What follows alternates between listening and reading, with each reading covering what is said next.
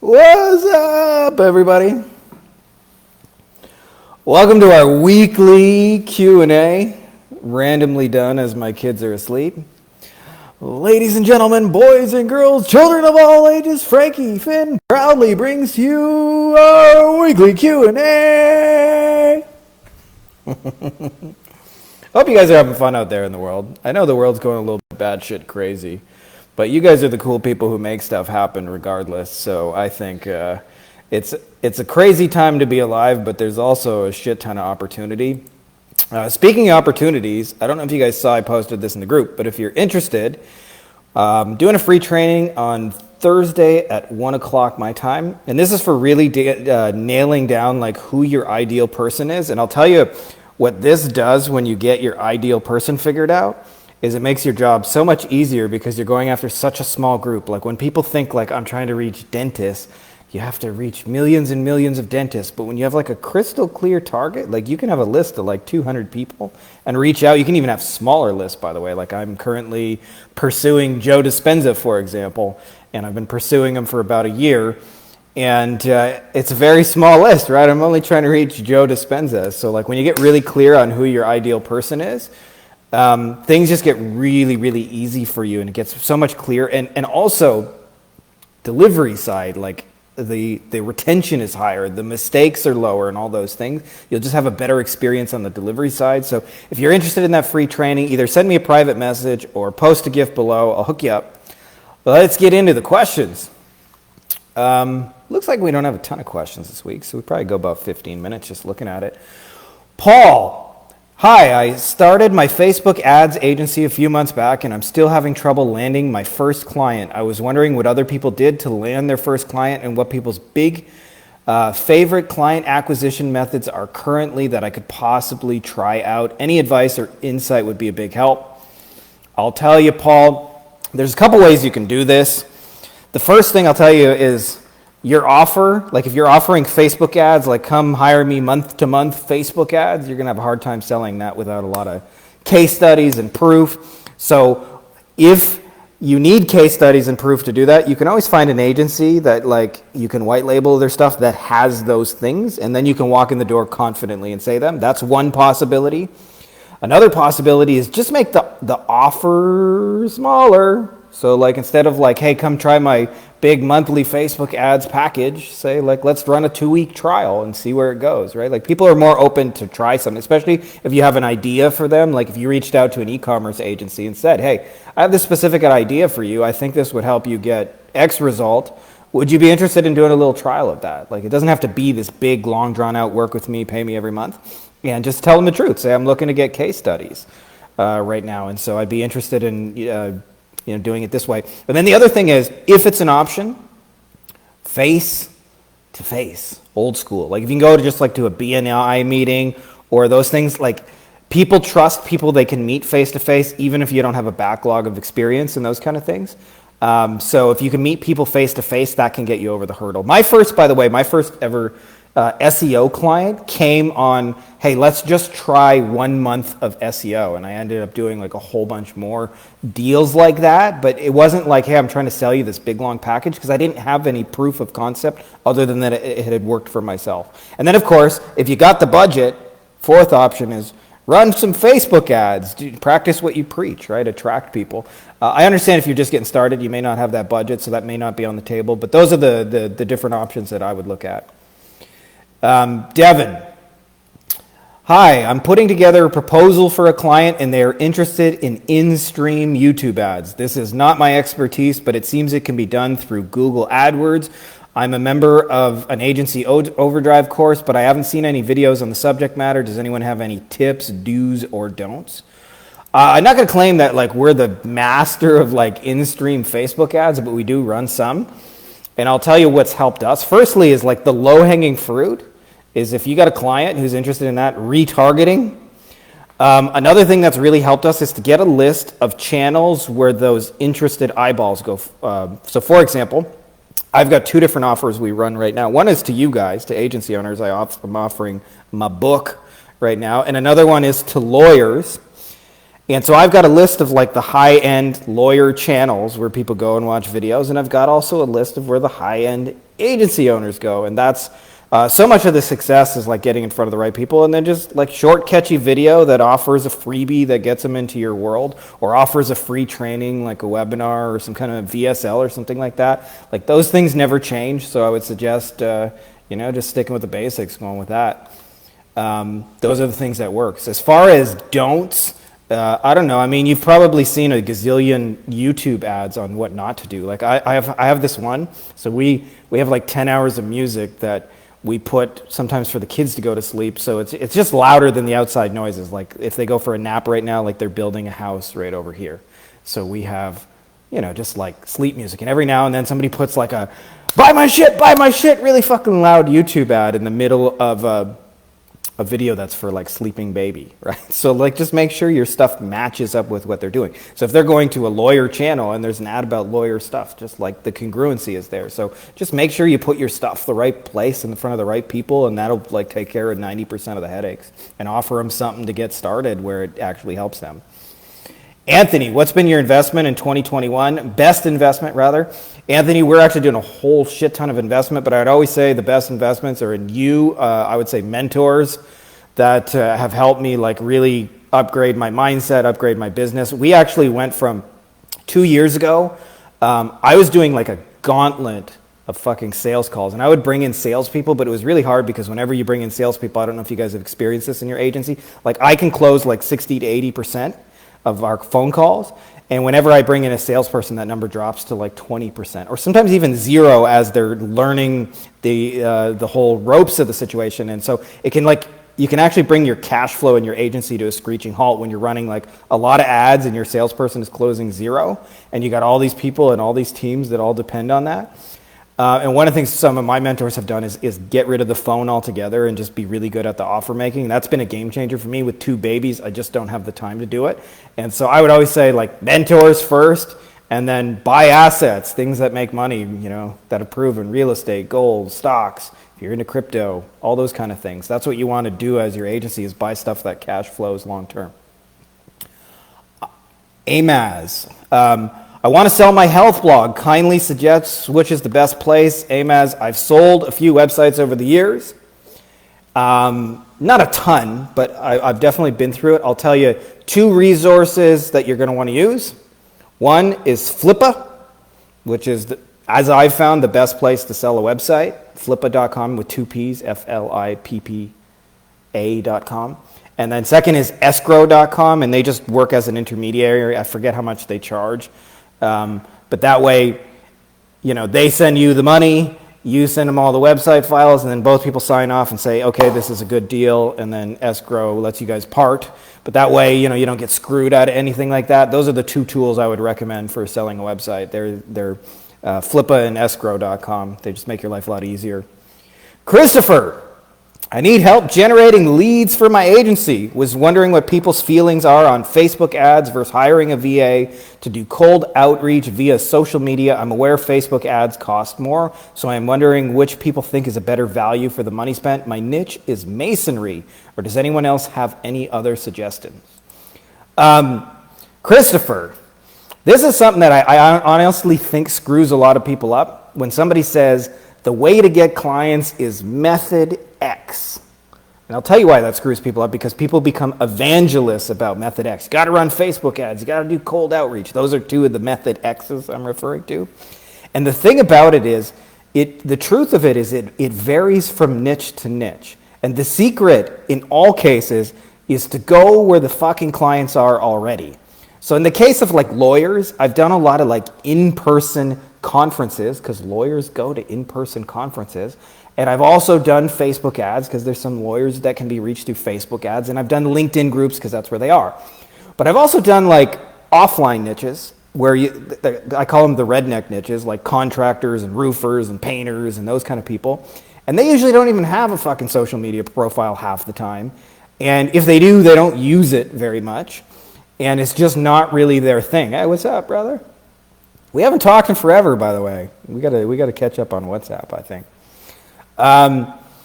So yeah, so you want to go where the clients are. So like in an offline niche, if you're trying to reach a landscaper who spends all his day in people's backyards digging up grass, you're not going to reach them like on a Facebook ad, like probably not, right? So go to where they are, either see them in person or like direct mail, right? So it depends on where they are. Now, again, like let's pick another niche. E-commerce, right? Those people are all about the Facebook groups. Like there's a gazillion e-commerce groups. If I'm trying to reach e-commerce people, I'm going to the Facebook groups. But in all cases, you want to go where they are, not get locked into method X, is like find the principles. So in your case, masonry sounds to me like, I'm not super experienced in masonry, but that sounds like a rednecky offline niche, which means you're either going to mail those people or meet them in person because they're more offline people. Or you got to go old school and like literally just pick up the phone and call you. Say, hey, I saw your masonry stuff. What do you think about this? Like you got to talk to those people. So those are the three options. If they're offline, you got to meet them offline, right? So it varies from niche to niche. There's no one perfect way of prospecting. Wherever your clients are, that's a good place to be. But yeah, there's no one magic method, and don't be looking for the one magic method. And as far as your original question, the difference between Facebook ads and outreach is not necessarily like cost. Obviously, if you got the money, do Facebook ads, but if you don't, outreach can be a great place to start. But what you're trying to do with that, in either case, is like bring people in. And the difference is with Facebook ads is they found you, so it's a very different frame of mind when they come to you, as where when you outreach, you interrupted them. So it's actually a harder sell because they weren't expecting to be sold. So that's why you got to like make the offer really, really small and easy to say yes to. Like, hey, can we try a little birthday campaign for your restaurant or something like that, rather than like, hey, do you want to pay me $1,000 a month for SEO for the next 2 years, right? So, but those are kind of my thoughts on that anyways, Christopher. A little bit of rambling, but I think that's useful. Randall, how do you convince your client to move from Wix to WordPress? Those clients who got those old Wix websites, right? Like, what do you do? Here's the thing. Anytime you're trying to get a client to move from like one system to another system, there is always like what's called like a pain of change. Like for example, if you think about this, right? And most people don't think about this, but if you, let's say a company already has somebody doing Google Adwords and you show up and say, I'm going to run better Google Adwords. Well, they have to fire that person. They got to kick him out of the account. They got to write an email and say, you don't work here anymore. They got to cancel the payments. They got to call you. They got to set it up. They got to get all you in the new accounts. They got to give you passwords. Like that's a real pain of change, right? So like it's easier for them just to stay where they are. So the way you combat that is if you're trying to get somebody to change is you have to show them what they are losing now by being on that system. So in the case of Wix, like I assume there's reasons that you want them off Wix. Probably SEO is probably at the top of that list. So I would say, here's all the fucking searches that you're not on, and every day people are looking for you and trying to give somebody money, and it ain't you, and the biggest reason is because you're on Wix. And Wix, you can rank with Wix, but like WordPress is just a much better system for that. And so here's the millions of dollars of potential business you're losing by just having a website that's easier. And yes, I understand there's a pain of change to go from one platform to the other, but like, here's how much money you're losing, and show them. Don't say it in words. Like I would take them and say, here's Google search number 1. And like, let's just say the client's a dentist. Here's Dentist Atlanta. See your Wix website all the way fucking down there. Now let's do cosmetic dentist. Yep, you guys are way down there. And then I would say, and let's teeth whitening, Atlanta. You're way down there. You're way down there. And then just show them like, these are all the places you're losing money. And Wix is a big part of it. I'd like to move you up. Would you be interested in getting in front of some of that money stream? So you got to show them what they're losing. And then the pain of change becomes small by comparison. Afiq, how do you structure your campaigns and ad sets? Now, it depends on like, obviously like client budget and all of those things and how much you're spending. I'll tell you, this is just my personal opinion.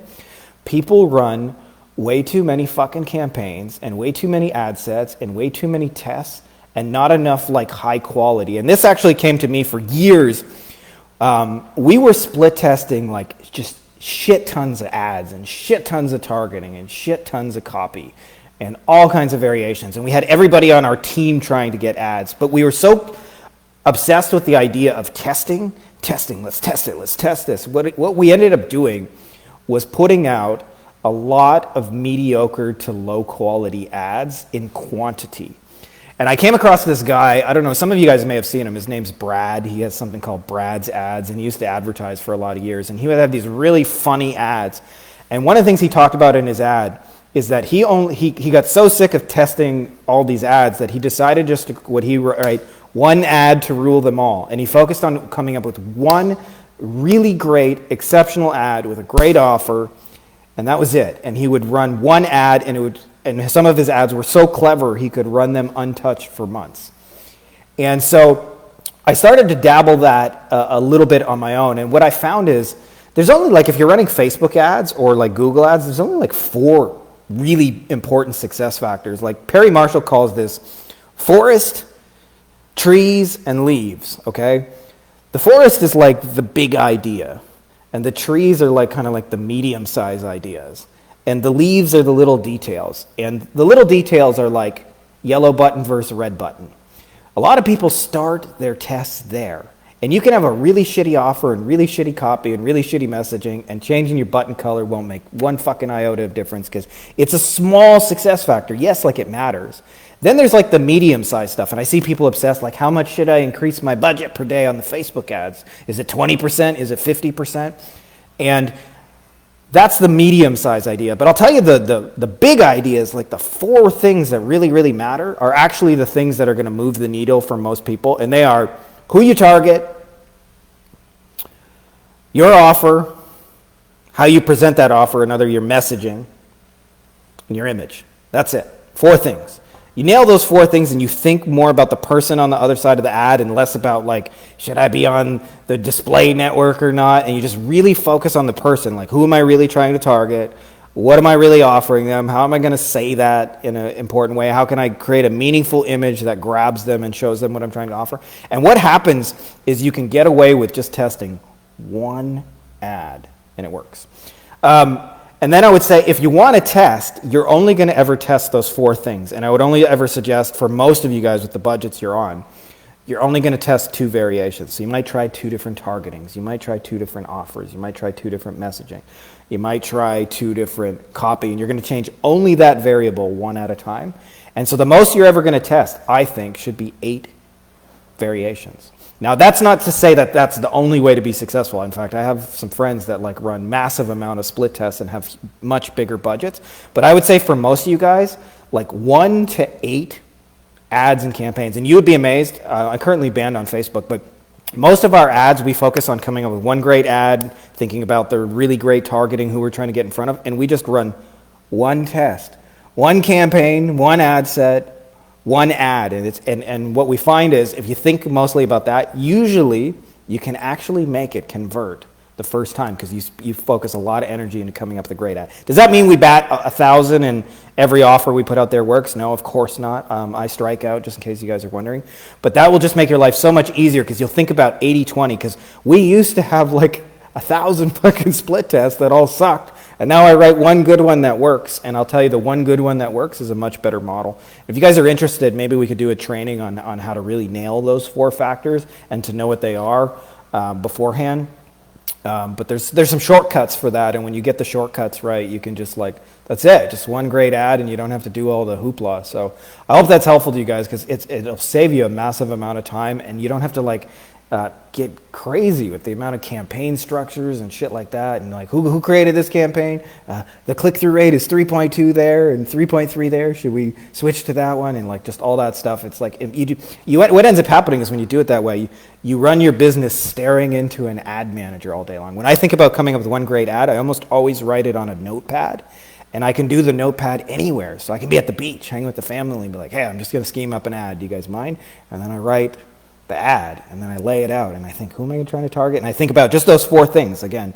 And so you can have more freedom in your agency, because you're not just fucking stuck in the ad manager, which if you love doing that, by all means do it. But personally, I fucking hate staring in an ad manager, and it just drives me batshit crazy. So That's what we got for questions out this week. Just a reminder, you guys, Thursday, there is a free training, Getting Your Ideal Person. And actually, one of the things that we haven't really talked about, but that's going to be on there, is the amount of time I'm going to save you guys in that with just not talking to the wrong people. Like that actually is like, because when is it happening? If you talk to the wrong people, they're hard to sell. Once you get them, they're hard to get results for. And so much of that, by the way, I just had somebody tell me the other day, like I have some clients I get results for and some I don't. And it drives me crazy because I can't figure it out. And I was like, well, the ones that you are getting results for, those are like, those traits are your ideal clients. And I listed like, here's the things, here's why you're getting those people results. And if you only worked with those people, you would get them all results. And so you're actually just kind of wasting your time with the other ones. So the amount of like wasted time of just people who aren't going to stay and hard to sell, and like 60% of your success, by the way, comes down to the clients you pick and not you. And that should be a great relief for you, because it took me a lot of years to figure out like a big part of my success and anybody's success is just really not in being like so fucking awesome as an agency, but it's actually just letting the right people through the door, being a good bouncer of that. So that's all I got for you guys this week. If you're not already, subscribe on YouTube. And I'm sweating my balls off here because it's like fucking 100 degrees in Mexico right now. I don't know if you guys can see, but it's sunny and hot as balls and dry. And that's all I got for you guys. So may the force be with you. I hope you guys are having a good summer. I know the world's gone crazy, but I hope you guys are capitalizing on all the opportunity that's been created, because you guys are the ones who change the world and drive it forward and enable the right businesses. So like I think the world of you guys. And that's all I got. Anyways, I hear my daughter about to go to sleep in the next room, so I should shut up now.